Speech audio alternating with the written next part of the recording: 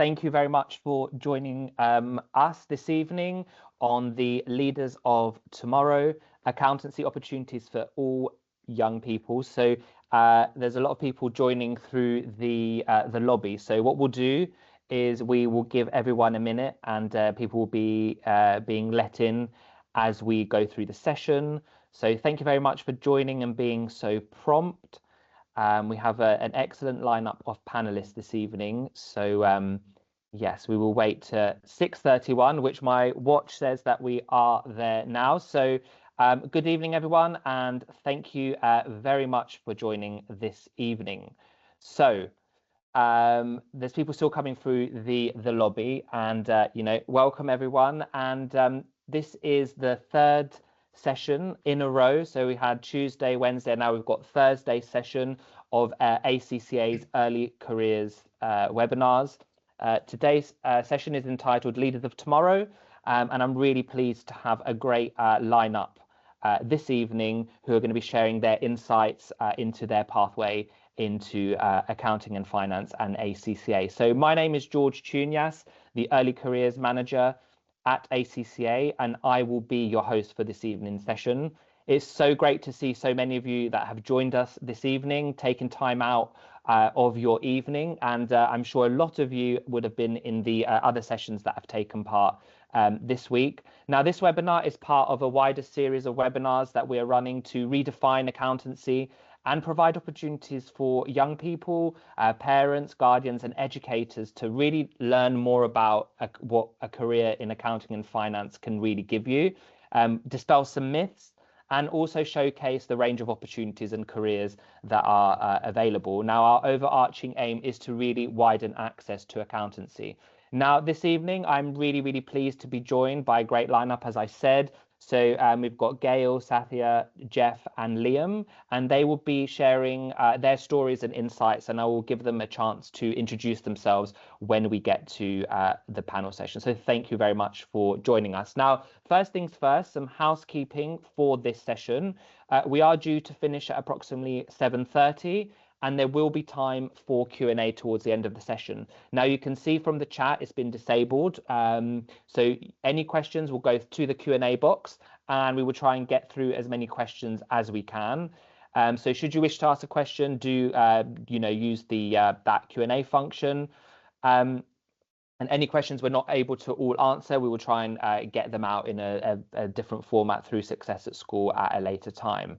Now, I think that is all from my side. So without further ado, we will make a start. Now, those of you that already joined this week's webinars, you will know who ACCA are. And for those of you that don't, and this is your first one, welcome. So ACCA is the Association of Chartered Certified Accountants, or ACCA for short. It is the global professional body for those working in accounting and finance. And one thing I did forget in the housekeeping is you will receive a certificate for your attendance today, tomorrow. And once you do receive that certificate, you can post about it on LinkedIn, and you can tag Success at School, ACCA, myself, and we'll be able to interact with that. So certificates, you will be getting them tomorrow. Now, in ACCA, we have members in over 180 countries. So we are a truly global organization. Now, what we do is we offer qualifications for accounting and finance professionals, so they receive globally recognized qualification. Now, for those of you on the call, you might not know what professional body is and how that works. So for young people, you would definitely have heard of things such as Excel, AQA, Pearson, or other qualification bodies when you're studying for your school exams or college exams. So in a qualification sense, we are like that. But a professional body is much bigger than that, because once you gain that ACCA qualification, you become an ACCA member and part of our global community. Now, in terms of the qualification, those that complete the qualification, it is equivalent to a master's level. So, and it's globally recognized. So, as I said about global, ACCA is a global organization, so it is like a global passport to unlock opportunities, and that could be whether you're based locally in London, you could be in the countryside. So yesterday's session we saw someone that was based in a really rural part of the country, or you could have aspirations to travel the world. In terms of our numbers, we have over 250 1,000 members worldwide that have taken that qualification. And currently, as of today, we have over 500,000 people that are on that pathway to complete the qualification. Now, everyone on the call today, they have completed that. But if you want to hear about what it's like getting to that stage, you can join. The previous sessions that have gone on earlier this week, they will be going on to the Success at School YouTube channel at some point in the near future. And we are in 180 countries. So you might be thinking, really interested, what are kind of the steps and how do I get there? So pathways into ACCA and becoming a chartered certified accountant. So this session is about giving you some inspiration, but if you're thinking, okay, I am interested, how do I get there? The overarching message with ACCA and what you can see from this slide is that there's no wrong pathway. So what you can see is regardless of your starting point, you can be successful. So whether that's through an apprenticeship or going to university to study a related degree in accounting and finance, or study something totally unrelated. So I've met members who have studied kind of sports science, history, geography, languages, and then they've decided to go on and become accounting and finance professionals. Or you might even decide later in life to change career. So there's that foundation option. The main thing is each pathway can get you to become a chartered certified accountant and obviously a member of ACCA. Now, you might notice here the top two pathways. There are pathways outside of the university route that can also lead to a degree. So with that in mind, depending on your pathway, you are able to complete an accountancy degree program while studying for the ACCA qualification. Now, this provides an additional qualification from a prestigious university. So that's the University of London. And it's a great option for those that maybe go down the apprenticeship route and they think that actually I also would like to have a degree. There is a QR code on here that you can scan and you can find out more information, or you can just go online and Google if you can't scan right now.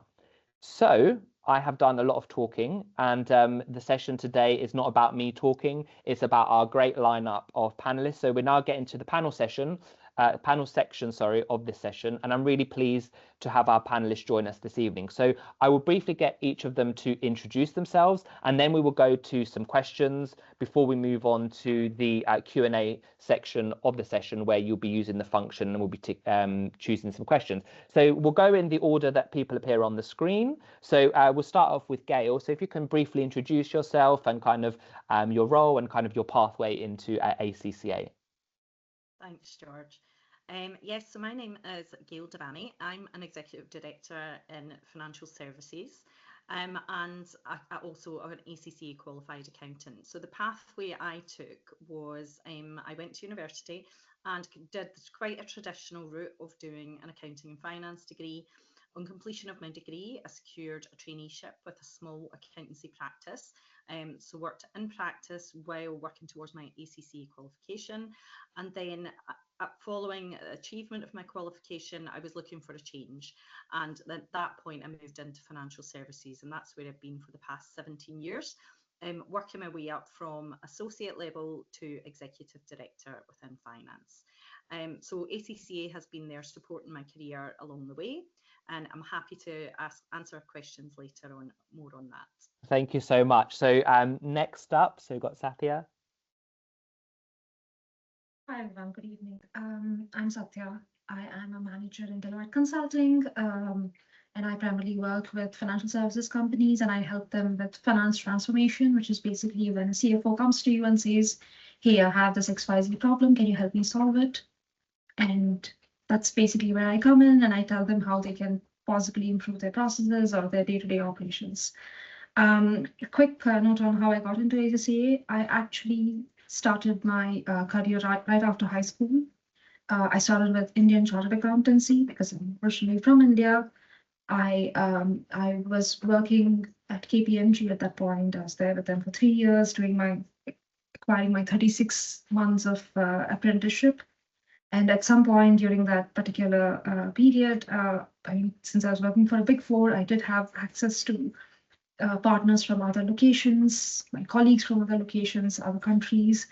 And I was very keen to do something that did help me have that kind of a global exposure. And obviously, ACCA was the very obvious choice at that point of time.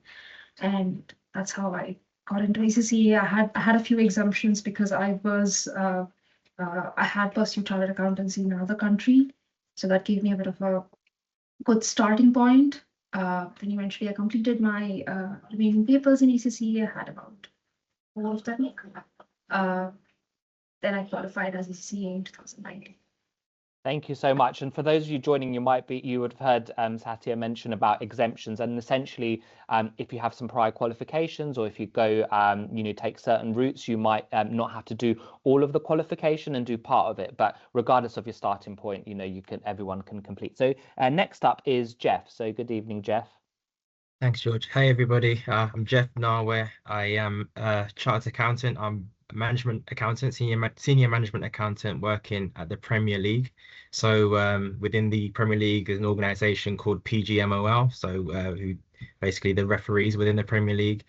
I am the senior management accountant there. So my role day to day is handling the budgets for the different departments of referees within the Premier League, but also in the grassroots and championship and sort of all across the football pyramid.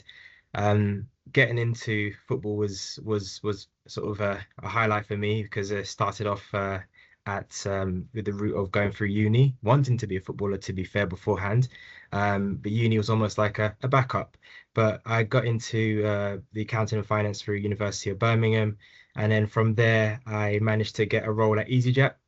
And that's where I started my ACCA journey. From there, I actually was partway through the ACCA journey, and I moved into a sort of smaller media company called Argonon, where I finished my ACCA journey there. And from then on, I thought I wanted a change, go back to a bigger company, and managed to get a role at Sky. And I was there for a few years and really sort of took on the leadership sort of role over there in commercial finance, before then finding a dream role for myself, a big football fan, in football with the Premier League. Thank you so much. That's such an interesting sort of take on how you've used your kind of hobby, your backup, and then you're kind of working within the area that you had a hobby. Great. And then last but not least, Liam. Hey everyone, you okay? I'm Liam Wilson from Elevate Accountancy. So I started in accountancy 12 years ago. I was a college dropout. I dropped out of college during my A-levels and needed to do something, and I fell in love with business. Spoken to George about it before, but when I was younger, my dad lost his business and we nearly went homeless, which got me into the thought of going down the accountancy route. So I got an accountancy apprenticeship at a small firm down the AAT ACCA partnership route. Started there, did my AAT qualification, and then moved into a bigger accountancy firm, and then into a multinational accounting firm to do my ACCA qualifications. I managed North Wales office at Assets, if people have heard of Assets, and then from there moved to Haynes Watts to be a regional manager at Haynes Watts. And then 2.5 years ago, I decided to launch Elevate Accountancy. So we're now a team of 7 and one of the fastest growing independent accountancy practices in the UK currently. So that's my accountancy career. Thank you so much, and such a wide and diverse sort of pathways into accounting and finance, which is exactly what we wanted for this panel session. And I think one of the things that we've got questions from in the past, and I will, what has been exemplified tonight, is that everyone with ACCA, you can work across all industries, across all sectors, and you can harness kind of your hobby or your interest to work in accounting and finance, or you could also set up your own business. So I've got a few questions for the panel. So the first question, and we'll go in the order that you answered originally in the introductions, and something for young people is kind of, what is a misconception that you think young people or people generally actually have about accountancy that you might want to dispel? So we'll go with Gail first. Yeah. I'll start. I think the biggest myth is that it's boring. I've still not been bored in a 20+ year career. No 2 days are the same. There is always new challenges, whether it's accounting technical type challenges or sometimes challenges with how do you source data, how do you challenges with communicating and making sure you get that message across. So it's never been a dull moment for me, and I think that's the biggest myth that we have in the industry. Thank you. Really interesting. How about for you, Satya? Oh, I think you're on mute. I probably have to. Oh, I don't think we can hear you for a second. So, so if we just move on to Jeff, and then we'll come back to you, maybe. So, Jeff, is there? Yeah, so I've answered this before a few times, and I feel like Yeah.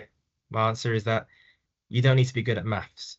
I feel like as soon as you hear an accountant, you get the saying, "Oh, you must be great at maths." And to be honest, it's more analytical. It's more, can you tell a story? Can you analyze set of numbers and actually translate that to the audience? And that is what I'd say. Yeah. So when it comes to being good at maths, I mean, we use Excel, we use calculators. We don't need to do it in our heads. So although math is important in other aspects of life, for as an accountant, in my opinion, I don't think it is truly essential that you need to be good at maths.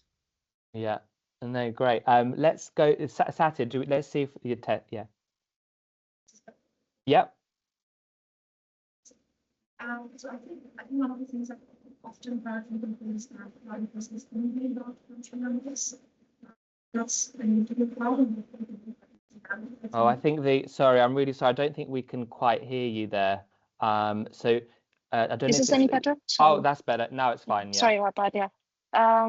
I think one of the things that I often hear is when people say that accountancy is only about crunching numbers. But I think one of the things that we have to remember is accountants, we operate at the heart of business decisions, let it be either shaping strategy or when you're assessing risks or you're supporting deals, which is something that I often participate in, or you're enabling transformation, which is also something I have worked on quite a bit. So it's not just crunching numbers, but it's also helping shape companies and the direction that they plan to head in. Thank you. Yeah. And yeah, really great, the crunching numbers thing. Yeah. And how about for you, Liam? I think I'd probably say the biggest misconception at the moment is that AI is going to take over accountancy and that you shouldn't go into it because of AI. Yeah. So, but I think AI is great for accountancy. I think what we've been using it in our firm quite considerably is that it's doing a lot of the boring data analysis that we can go and have that strategy and relationship with clients that we fell in love with a job to do. So I think it's assisting us. I think I explained an example to George recently. We act for small and medium businesses. I work with a chip shop that has 2 chip shops. We used AI to do some data analysis, comparing the shops together plus some industry benchmarks, and saw that their oil spend in one of the shops was 2% higher than the other shop compared to industry average. And in the end, it was just an oil filter in the shop, and that saved him £12,000 a year just from using AI and obviously our knowledge of the sector to save a client £12,000. Yeah. Yeah, no, that's really interesting, and kind of like a real life example which you've shared. And I was like, you need to share this on the panel session, which is great. So in terms of kind of your day-to-day role, what would a typical kind of day look like? Because you said maybe no 2 days are similar, or there's lots of diversity. So we'll go back to Gail. So what does your typical day look like? I would say variety, and that's probably my favourite thing about this role is I can be working in the morning on, say, tax, for example, and then in the afternoon I'm working on an AI build. So back to Liam's point, AI is the hot topic for the industry. So I'm working a lot on use cases, working with IT, working on developing our own AI tools. And then beyond that, I manage a team. So I'm working with my team or doing a presentation to senior management and translating those numbers into a story. So I would say that a typical day for me is a lot of variety. In the early days of your career, it's not so much like that, and there can be some repetition. But I do think, as Liam mentioned, with the introduction of AI to the industry, that some of that repetition will go away and leave the door open for more interesting tasks. Thank you so much. Yeah, and I mean that sort of repetition and kind of getting to grips with, the profession, the technical side, and the soft skills is kind of really important at the early stages of your career. So for yourself, Satya, what does your typical day look like? So since I work in consulting, we don't have a typical structure to our days. They're usually very different. Like no day looks the same actually. But I think a lot of my weeks have a bit of a rhythm because I usually spend about the first few days of the week trying to get through my, whatever project I'm working on. How are we progressing with regard to that? What are some of the challenges that we are facing? And we usually, I think very early on, we decide with our clients that, okay, these are the milestones that I'd like to reach at this point. So that is something like usually on a Monday morning, I have either a stand-up or a 15-minute catch-up with my partner to just discuss with him that if we can still sort of reach those milestones, if things are progressing as they should. And then middle of the week, that's more about my work, like the things that I'm working on, things I'm trying to get out of the way. And usually Fridays are reserved for the more interesting, I think it's interesting because it's usually a lot of practice development work. And what I mean by that is it's things that I'm doing on the side for Deloitte, like maybe working on AI initiatives, considering that's again the hot topic in industry right now, or maybe helping some of our functions with any kind of problem solving that they are interested in. It's a lot of in-house work that I usually support. But that's more what my typical week looks like rather than days. Thank you. How about for yourself, Jeff? I mean, your typical day, and I guess a question that probably people will be asking is, do you get to go to football matches? As you said, you work in football, so I'm sure people are thinking, let's hear about that as well. Yeah, so the answer to that is yes. It's in a sort of a ballot type of way. So it's not as easy, but if there is availability, that is possible. For myself and like the others have said, it's quite diverse. Like the cliche of no 2 days being the same really. The week usually starts off with reviewing the previous sort of weekend, and with football things happen that can influence the week ahead. So that's quite unique in the sense whereby in my department specifically with referees, they can have a bad game and their training regime will change, and maybe there's an exceptional part of their training that needs to change, so that would require new spend or increased spend. So it's just sort of dealing with that side of things and those changing and moving parts. But a lot of my role is collaboration. So within sort of my area, referees have they have their own sort of developmental coaches.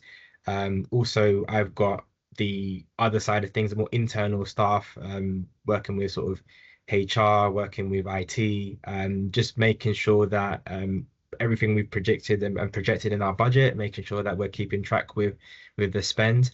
A few other sort of nicer parts of the day is when sort of I get to sort of go off field to sort of view training, and I get to sort of do meetings in the Loughborough training facility, and then sometimes at St George's Park, it's the England training facility as well.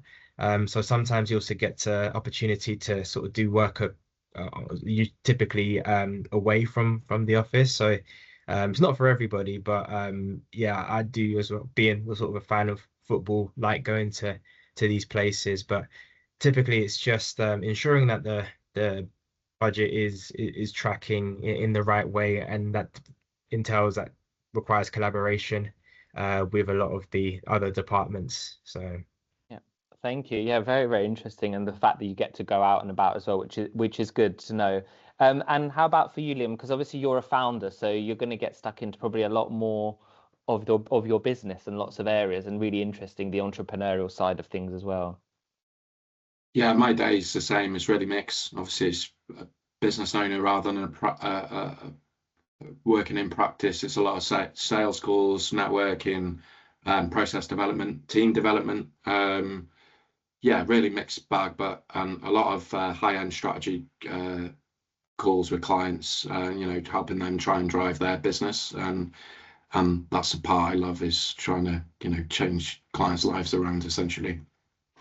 Yeah, no, really great. I mean, I think that the data shows for like Gen Z and Gen Alpha, it's like a generation that is going to be more entrepreneurial than maybe the generations that have gone before. So if some of you are considering, you know, accounting and finance qualification, is kind of good for that entrepreneurial maybe pathway that you might want to take. So in terms of your roles, you've said they're all quite diverse and you do lots of things. So what would kind of be, you would say, is like the favorite part of what you do? So we'll go back to Gail. What would you say is your favorite part? I think the fact that I'm always learning, and that's not just that there's been change. There's change in accounting standards. There's change in tax rules. This comes regularly, regulatory change, but then things like AI and change in the whole world, and we're at the centre of all of it. As accountants, I strongly believe that we support business, and we're continually to provide a good service to that business. You have to be continually learning. So I think that's my favourite thing about being an accountant. Yeah.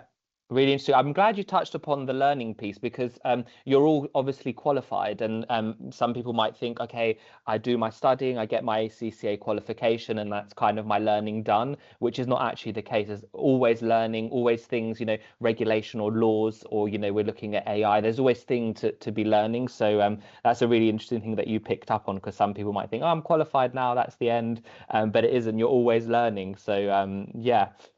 So for how. Yeah, never ends. Yeah. How about for you, Satya, in terms of kind of the favorite part of your role? I'll have to repeat Kegel's answer, because there's obviously a good chunk of my work which involves learning, Yeah. because every time we are put on something new, a different kind of an assignment, different kind of a project, or a different company, different industry, you have to kind of pick up everything from scratch. So it's almost like I go back to my sort of back to basics. You open up your, an accounting book, and you're like looking at it and thinking, oh, how did I learn this back then? How can I apply it today? I think the Yeah. second bit that I love about my job is turning the sort of the messy problems, the messy environment that's handed over to you, into something that actually makes sense. And it's almost like solving puzzles, and I really, really enjoy that. Yeah, the problem solving element. Yeah, no, really, really great. And in terms of kind of the learning, that's another thing for people that are starting out, is that you're not going to know everything, and especially at the early parts of your career, it is all about learning and developing. And I think sometimes young people think, oh, you know, when I'm applying to things, like I don't know anything. But you know, in your early career, you're not going to, and employers are not looking for you to know everything, but just have some basic understanding and do your research. So for you, Jeff, what would you say is the favorite part of your role where you currently are? I think it's having sort of the impact in sort of, in my case, in football. So the projects, the tasks that I am contributing to, actually appearing on the pitch. So for example, I was part of the team that introduced semi-automated offside into the Premier League. It's never been done before in this country, and sort of that was known from like almost 2 years before it actually came out, I think last year. And just actually being a part of it, keeping track with spend, and actually sort of helping out in cases with my ACCA knowledge and accounting knowledge of the standards, and ensuring that we are doing things in the right way, and recording things in the right way, and that actually appearing on the weekend in sort of on my TV. And it's just like being part of that and seeing it at the end is it's a really amazing feeling. So Yeah. that's it for I me. don't know if I don't know about anyone else that's listening, but like nothing that would never occur to me with when you're seeing something come, and like the impact that you probably would have had on that, which is really great. So in terms of for you, Liam, what do you kind of say is the favorite part for you of what you do? Business owners. So for me, it's sort of seeing the transformation in sort of clients. They come to us stressed about their finances and their situation. You know, they started businesses to change their life, and often they don't like the financial side. You know, they're really empowered and confident in what they know, but the finances often come last, and that's where we come in to try and turn it around and changing a business. To put an example on it, last year we had a car client come to us, about 70,000 pounds in the hole. They were making 20,000 pounds losses a month, and 70 staff, and working with them to change their business around to now they're making 20,000 pounds profit a month, saving the 70 jobs is, something I love about accountancy, just being able to transform someone's life. Yeah, no, well, that's really, really great, and a really tangible example. So we've talked about learning, and we've talked about kind of problem solving as well. So that kind of moves me on to the sort of the skills. So the technical knowledge you gain through the qualification, your continuous learning, but we talk about, when people are going into their careers, is about those soft skills that are really, really important for your success, and stuff that you're always developing, always building.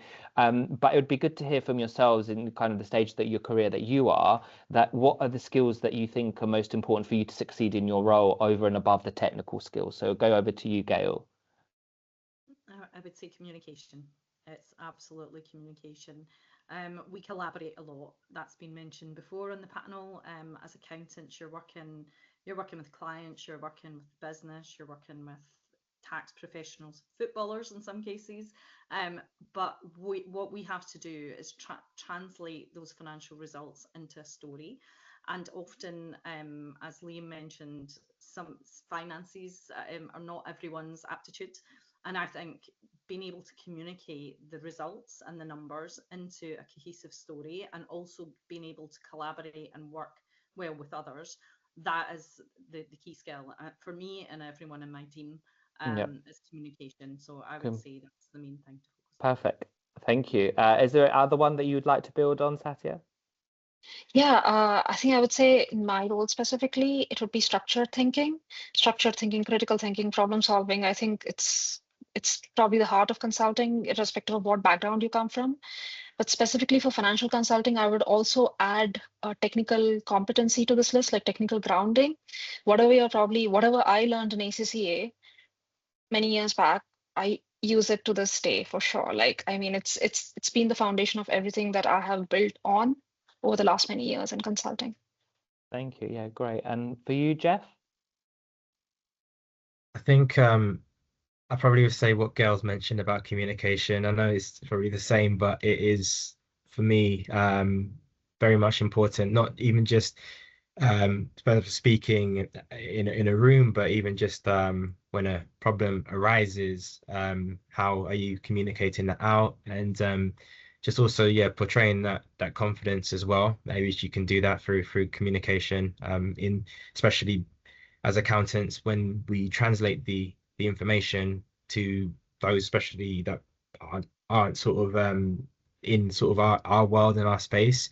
It's important that the understanding is there for them to make the decision. So how can we take a piece of data that we can understand well, and maybe in this room we can all understand, but those that are maybe more creative or have a different skill set, how can they also understand it as well? Yeah. No, great. I've noted that down. And I mean, in terms of you, Liam, so, you'll be recruiting at some point for your business, and hopefully much more as it grows. What key skills do you look for in candidates? One of my key skills I look at is commercial awareness. I think in accountancy, you're often taught to be quite risk averse and very accurate, but often in the business world, you need to be looking at what drives the business forward and what commercially.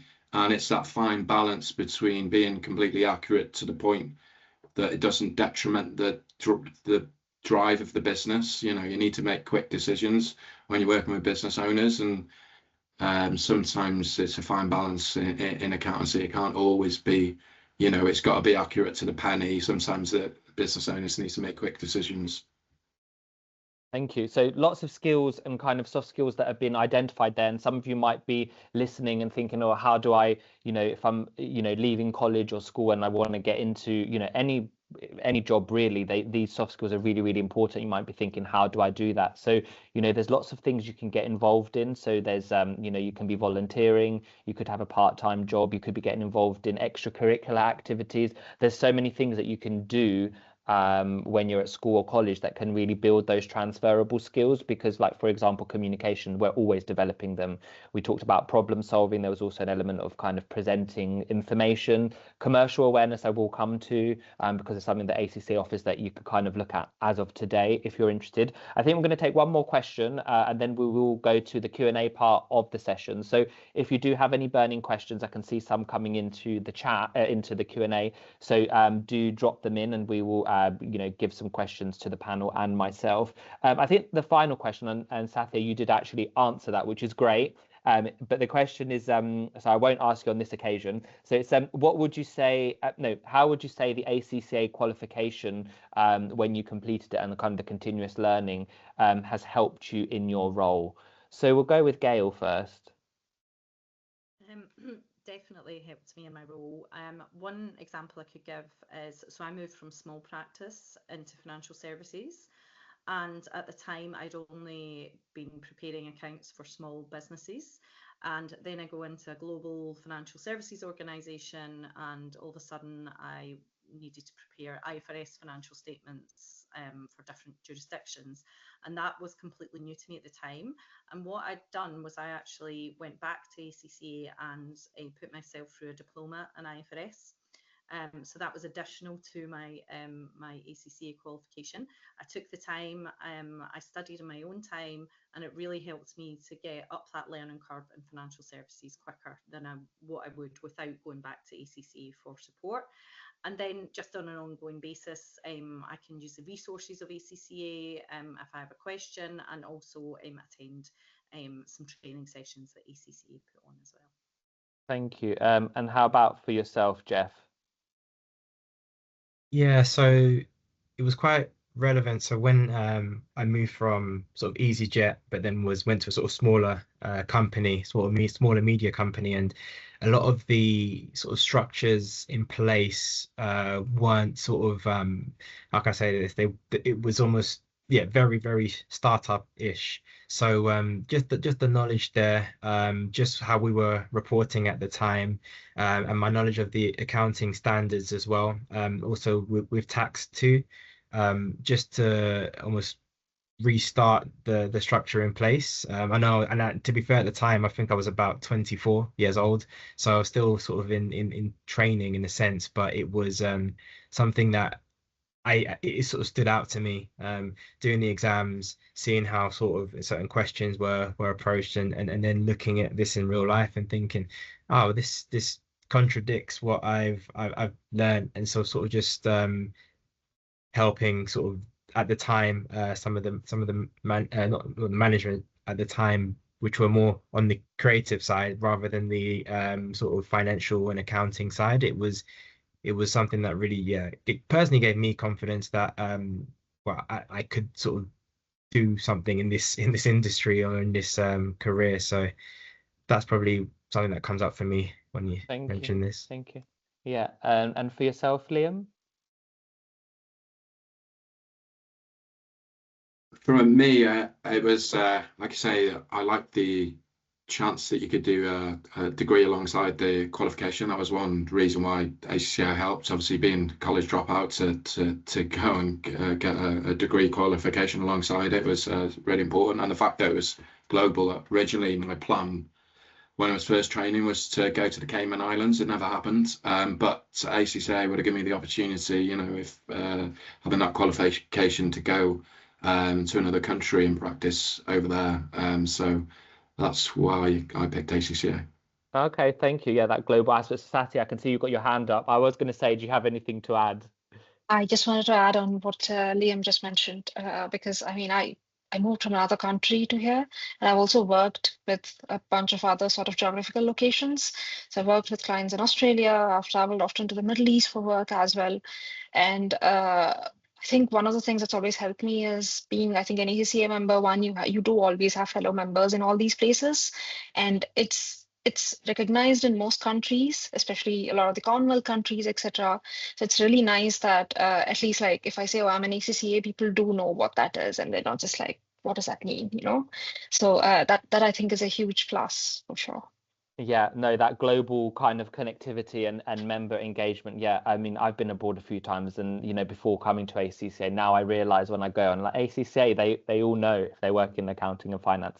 Sometimes even if they don't, they know. So thank you for those, for answering all those questions. We are going to move to some Q&A, and I can see there's questions coming in through the Q&A function. But before we get to the Q&A, there's some things that you can those joining today can do from today, really. So the first things first, depending on where you are on your pathway or your career discovery in your life. So ACCA has a careers website, so it's ACCA Careers. You can see on there, you can search annually. We have over 750,000 vacancies. So these are global, but also local. And depending on what time you are in your career, it's a really good way that even if you're not looking for a job now, to kind of have a look what job opportunities are available locally, what employers are recruiting, what there is around the world. But also in the earlier parts of your career, if you're at school or college, and I can see some of the questions coming in that you probably are, is there's lots of careers advice resources. There's podcasts, there's blogs, and there's also a really cool role insights tool. And as we said, that the industry is forever evolving and changing. So you can go and see the different role insights and see kind of what role does one do, what does the other, what are the skills. There's also a thing around kind of salaries if you're interested, kind of the typical salaries and the usually averages. So do take a look at ACCA Careers there. And then the other thing, and it's really great that Liam talked about commercial awareness, and it is something that is looked upon from recruiters when they're recruiting for apprenticeship, graduate programs, entry-level roles. They want to see that sort of commercial awareness. And for some people might think, well, where do I start? I don't know much about business, or where is the starting point? So ACCA has a free online course. It's called ACCA X. It's really easy to remember, ACCA X. This is free e-learning, which is online. It covers levels 2 and 3 for financial and management accounting. As I said, again, it's free. You can sign up today, take a look, decide not to do it, but you could also go on and go through the modules and complete. It's around 30 hours. So, suggested learning 5 hours a week over a 6-week period. You could do it in your school holidays, or you could do it, in the evenings. For those of you that are studying something at school or college around business, finance, economics, it could support some of your learning. If you're in England and doing a T-level in accounting, it definitely will be supporting that. But what it also does, it will look really good on your CV, because if you are looking for a role in accounting and finance, they will all know who ACCA are. And ACCA X is not part of the ACCA qualification, but it's a good way to build on that commercial awareness, and something that you can do straight from this call. You might want to sign up straight after this call, but you can have something that you can do there. Finally, do connect with us on our social media to stay up to date. ACCA has a LinkedIn page. That's probably one of the best ways to see the events and things that are going on within ACCA. And before we come to taking your questions, we do have a good 15 minutes for questions. We do really, really value your feedback. So you can scan this QR code, or someone from Success at School is going to put in the copy to the link for that. So please let us know what you liked, what you'd like to hear more of, any questions you might have. It's always good for us to keep improving. So we're now going to take some questions from the chat. So I'm going to go through the chat and answer some myself and put some to the panel. One of the questions that I can quickly answer is it true that I can find information about ACCA on Unifrog? You can. So Unifrog, for those of you that don't know, or your school, college might have a partnership with Unifrog. We are on Unifrog. We have a careers in finance course that you can go through. If you don't have access to Unifrog, because it's individual, certain schools have, certain schools don't, you can go through ACCA website and have a look at information about ACCA. It's not exclusive to Unifrog, but we do have information on that. The other thing is around the certificate. So you will get that certificate tomorrow. Okay, so a question maybe for the panel. How does progression in accountancy how does progression in accountancy and different roles evolving look like? So are there many opportunities to become senior within your job? So would anyone, you can feel free to unmute yourself and then you can take that question. So I can see Gail has unmuted herself. So yeah, I think yes, I know the accounting profession is forever changing, and certainly with the introduction of AI, there is going to be change. But as Liam had mentioned earlier, you still need the human, and the human in the loop. You're responsible for the output of AI. Someone has to make sure that output is good. So there's definitely still going to be plenty of opportunities in accountancy. And to progress to a senior level, definitely, I think someone who comes in, performs well, and develops those soft skills would progress well in any organisation. So definitely see a strong future for the accountancy profession. yeah. And the good thing with the qualification and working and learning at the same time is you start at a lower, whatever you start at a sort of foundation level, whatever, and you progress. So, you know, it does take time, but yeah, there's lots of opportunities there. How about yourself, Liam? I think there's loads of opportunities, and like I say, commercial awareness is the key to pushing your career. You know, as a manager, I think at 23, 24, and senior manager by 25, and practice owner now at 27.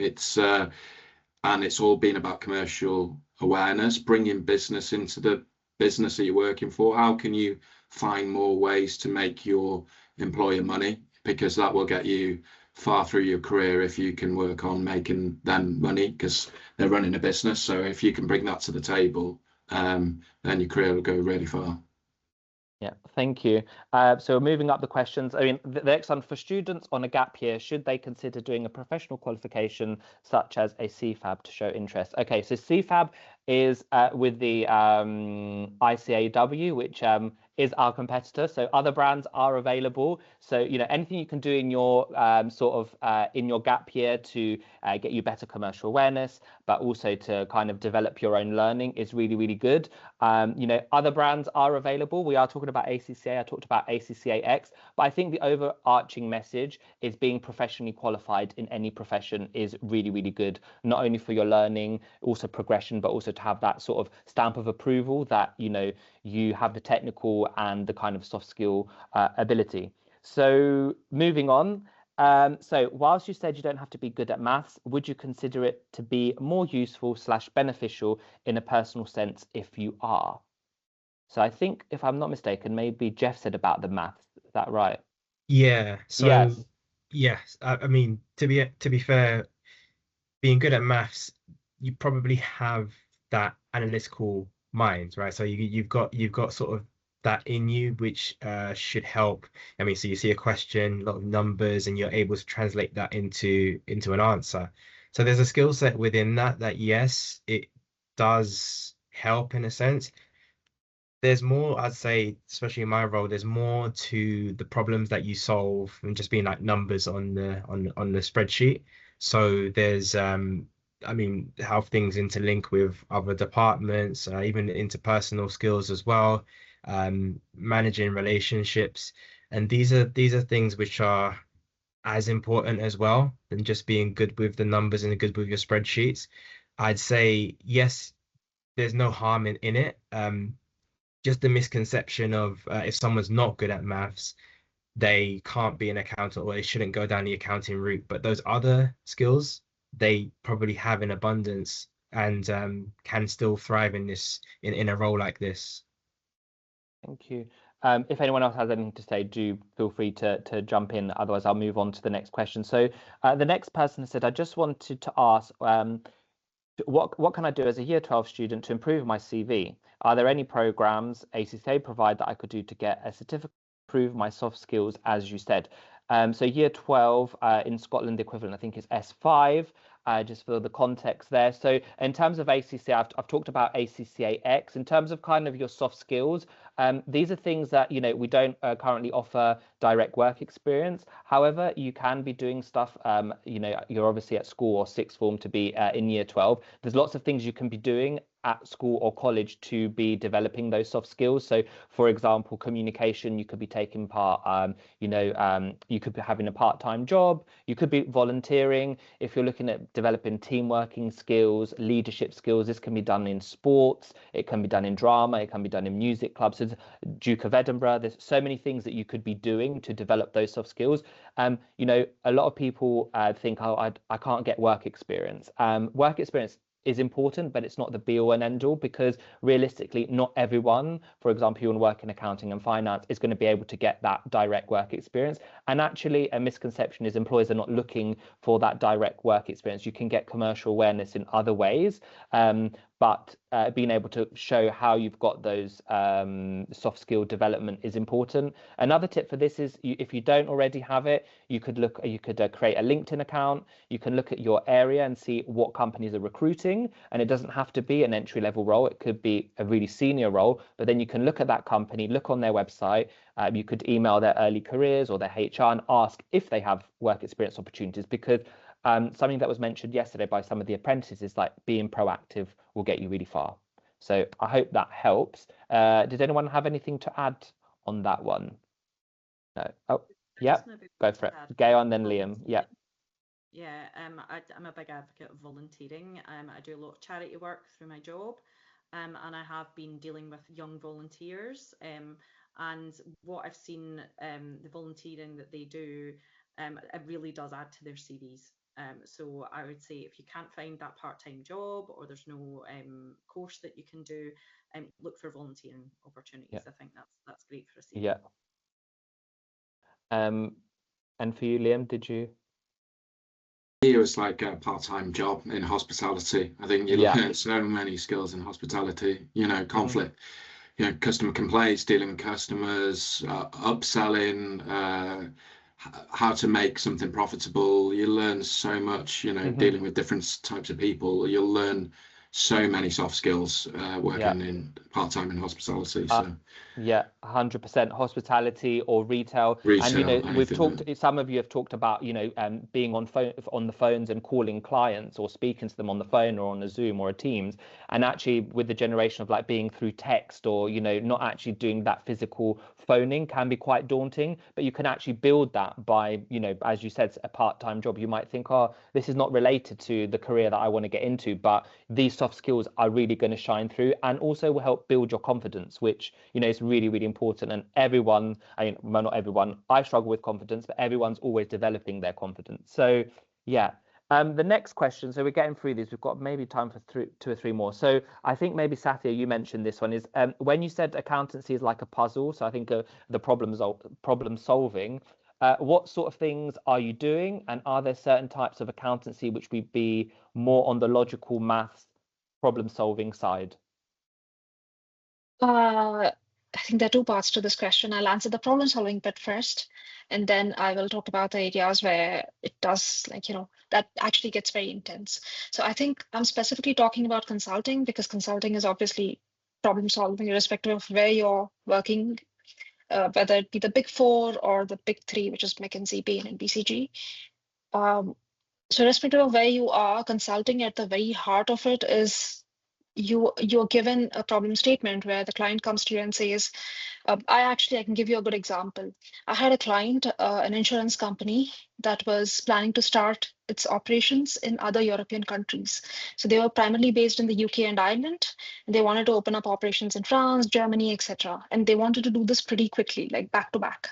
So one of the things that they asked me was, hey, can you help me build like a model, like an operational playbook kind of a thing that I could just copy paste in other locations, Obviously, there'll be some changes here and there, little changes, maybe laws of the land are a bit different, so that would change a little bit.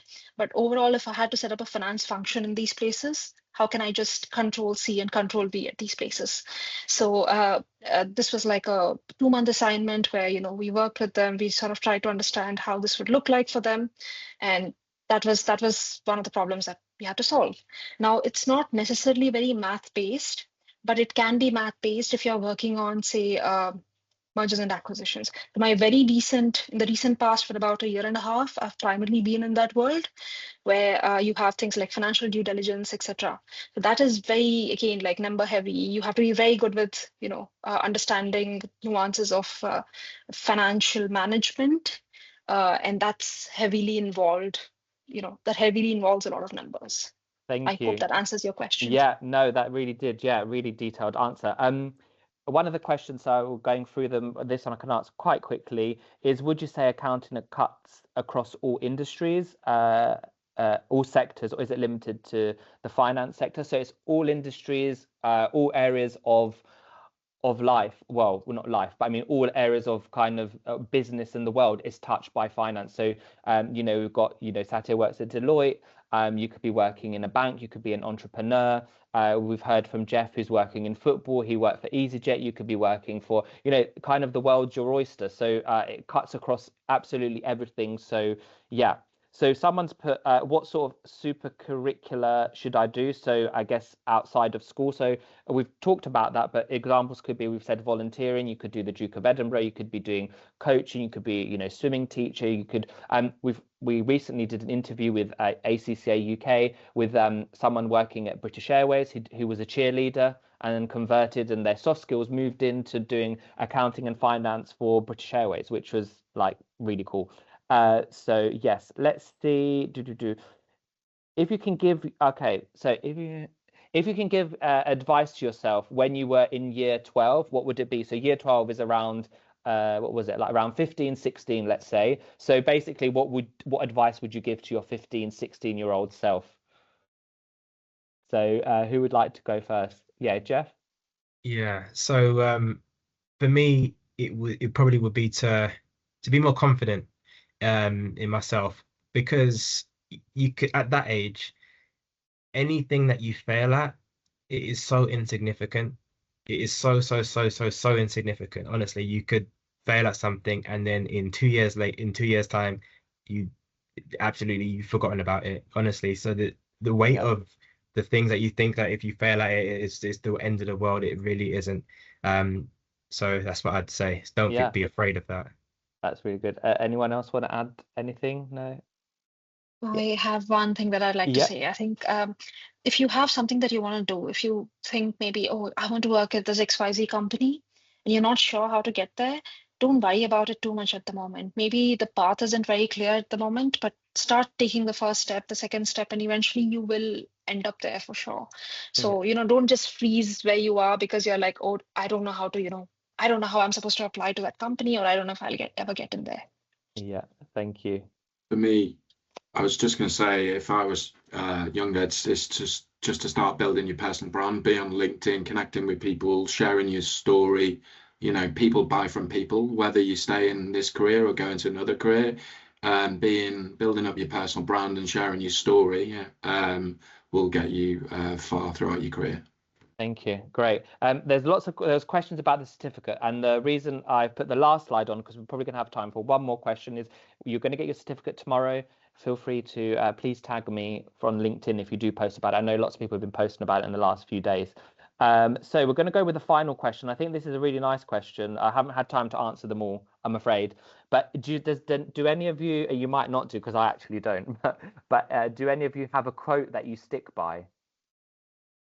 And if you don't, we will move on to another question. Anyone has a quote they stick by? Yeah. My favourite piece of advice is excellence is a habit, not a moment. So no matter what task you're given in your career, and particularly when you're a junior accountant, you sometimes get some quite dull tasks. Just always be excellent at it. It's a habit, not a moment, and you don't know who's watching. Excellence is a habit, not a moment. I'm just writing that down because sometimes I get asked, do you have a quote? And I'm like, no. But Jeff, I think you have one. Yeah, so my one is nothing changes if nothing changes.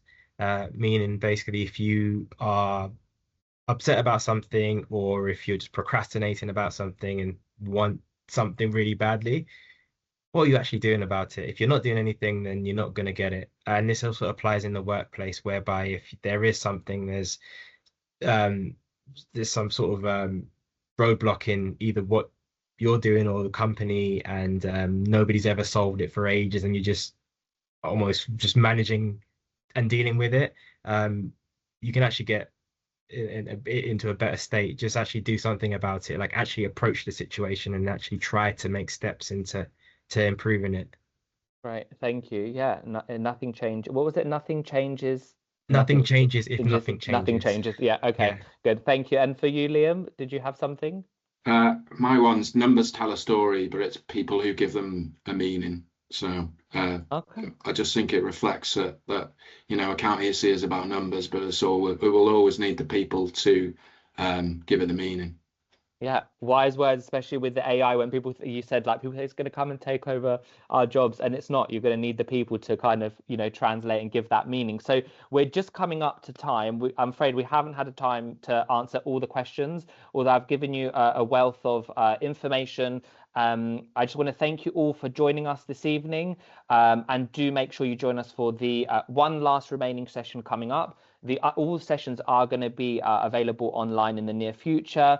Obviously, I want to say a massive thank you to our panel. So Gail, Satya, Jeff and Liam, they took time out, not just of the working day, but of their evening to kind of support me, but also support you listening and take some of your questions. So hopefully you're leaving that more inspired about where a career in accounting and finance can take you. And obviously, thank you to Success at School.